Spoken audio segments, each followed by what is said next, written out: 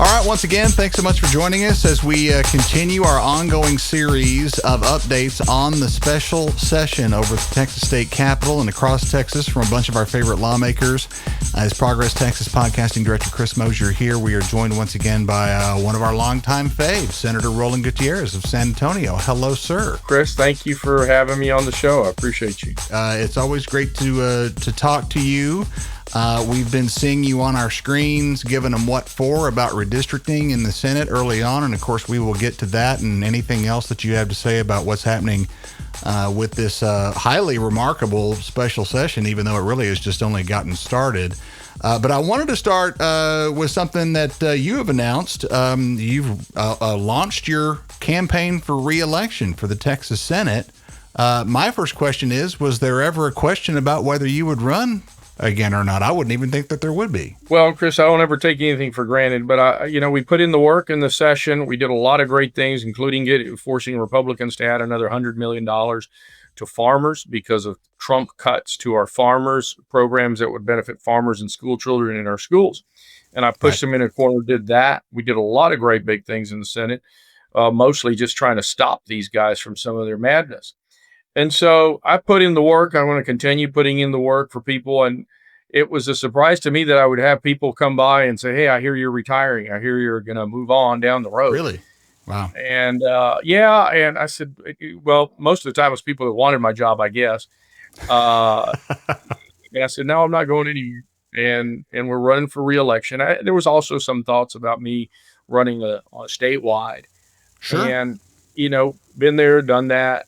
And it was probably the greatest thing that I ever did in politics, because it gave me the opportunity to meet people all around the state and wonderful Democrats from the Panhandle to the Piney Woods in East Texas, down to the Valley, all the way to El Paso, and everywhere in between. And it was wonderful. And I'm not going to lie to you. I'm not going to say I didn't think about going after it again and going after Abbott, or going after maybe one of the other seats. But, I got to think about where I'm at in my personal life with my family and my daughters and my wife. Sure. And think about the future. And I've got one daughter that's going off to UT, and another one's a freshman now and a sophomore now in high school. She's incoming sophomore.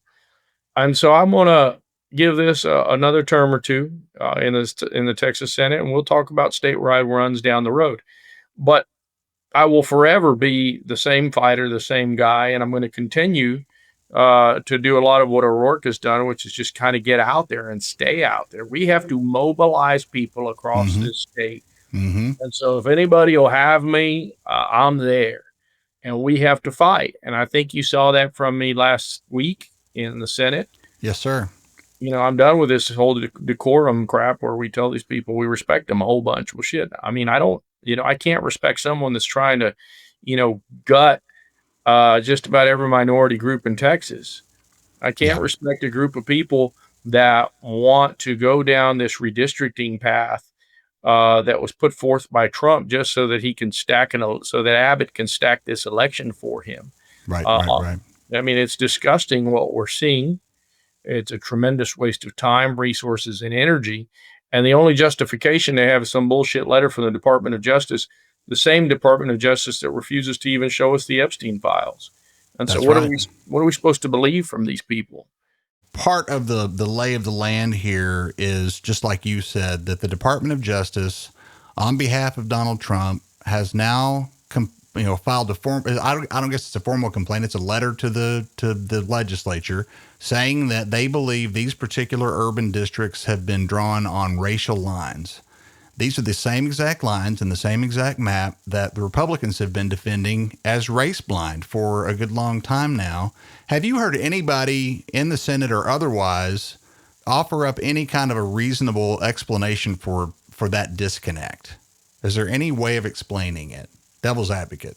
And yeah, no, plain devil's advocate here. The answer is no. I mean, you had every one of those 11 Democrats in the room, including me, ask Phil King, great guy, nice guy, why are we here?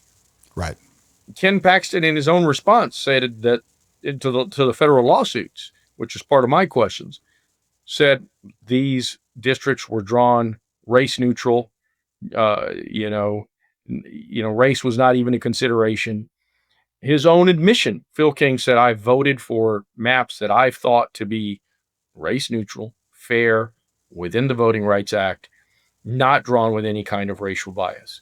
And let's be very clear, we're not in control, they are. Right. They passed these maps, and they were maps that undoubtedly screwed people of color. But here again, those are the maps that they voted for, the maps that they've defended, and now they want to take the few districts that are left that do happen to have communities that are contiguous in their ethnic background, and that's wholly allowed within the Voting Rights Act. Right. And they want to say that, oh, all of a sudden that we're reverse, we're packing communities of interest. It's just nonsense. These are maps that the people that control this state, the Republicans, voted on. We do this every 10 years after a census. And this piece of crap president has put us in this place because he knows he's going to lose 15, maybe as many as 20 Congress people in this next midterm. Oh, yeah. I did it last time. It happened last time. It's going to happen again.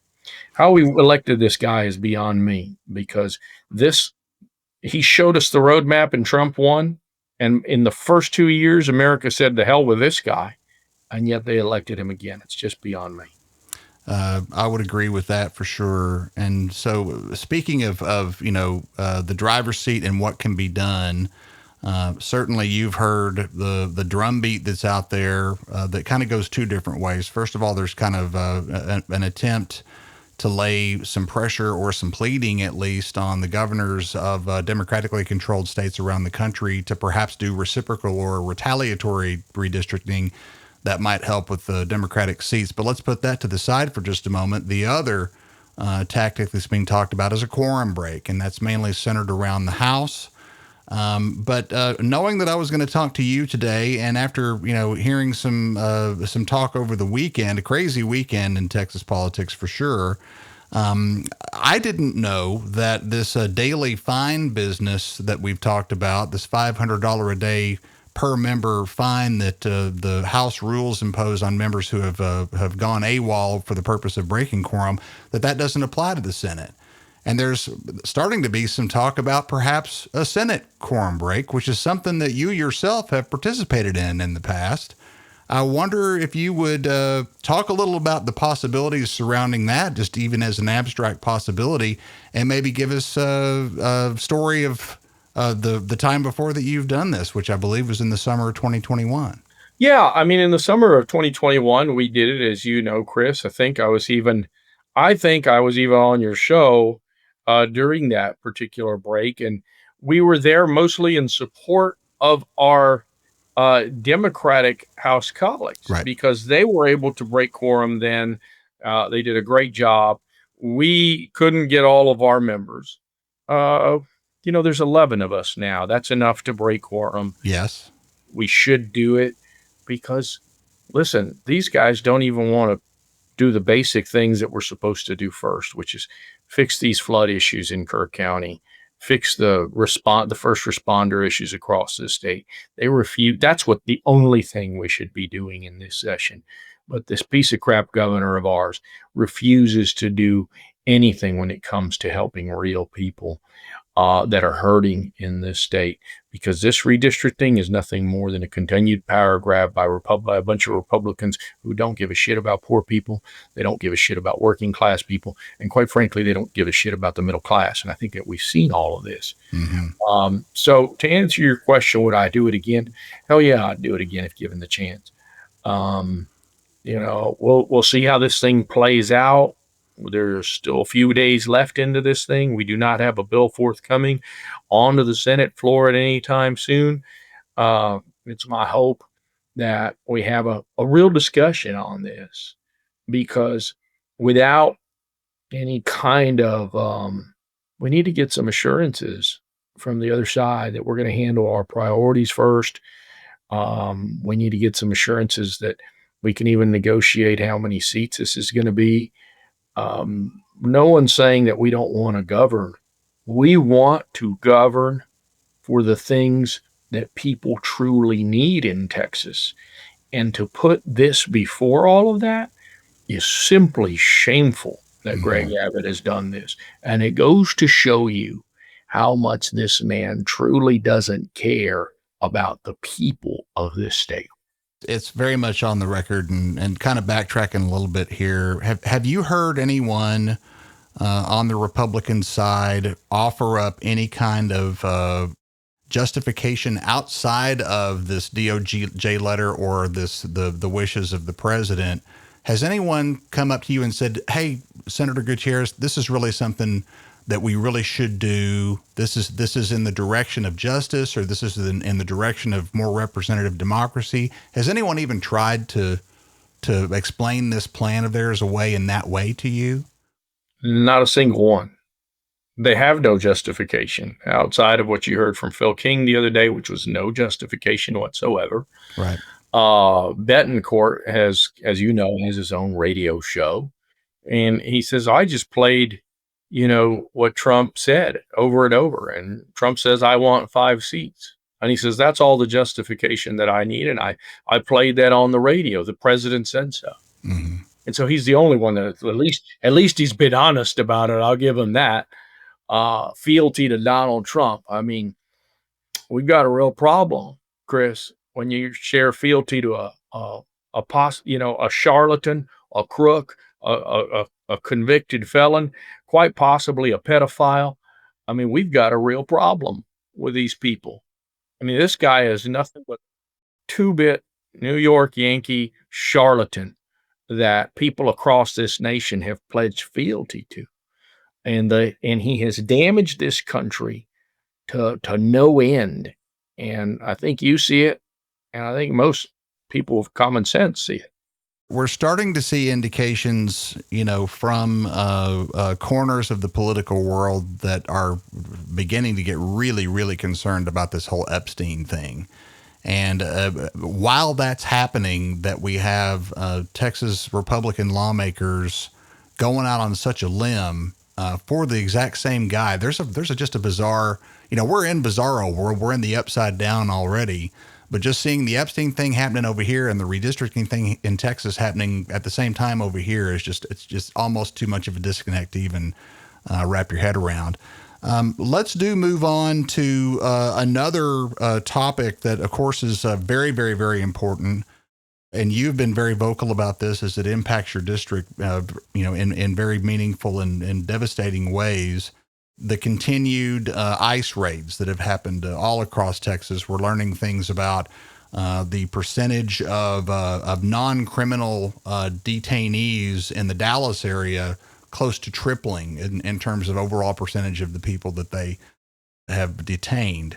I wonder if you are seeing, in the San Antonio area and across your district, similar changes as of late, maybe over the last few weeks. Would you give us an update on that situation, which again is so very important to the people in your district?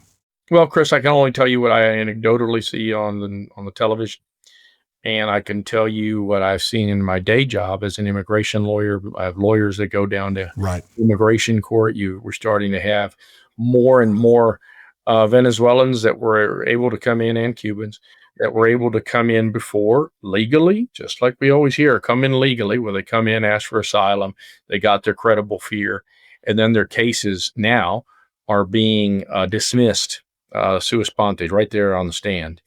And then ICE comes in and grabs people. That is absolutely happening. People that came in properly, did it the right way, followed all the rules, are waiting in line for their asylum case down the road that's set years away. And these people just dismiss the case. ICE comes in there and grabs these folks. Those weren't criminals. Those are people that just asked for the relief that is allowed and has been allowed by law for over 50 years. You see everything that's happening to our economy. We're starting to see job sites where construction is slowed, where people just aren't showing up. We all know. I think that any person, even a MAGA Trumper, has got to know that the vast majority of these people that have been taken into custody are not hardened criminals. They're just now going over to the Home Depot. Happened right here outside of my building. DPS in town stop somebody in front of my building. They called ICE. They picked up that poor man. This is happening over and over and over again across this state and across this country. And this Trump administration is hurting our economy, hurting our restaurant industry, hurting our construction industry, our food stock industry, our farmers and our ranches. These guys don't care about anything other than chaos.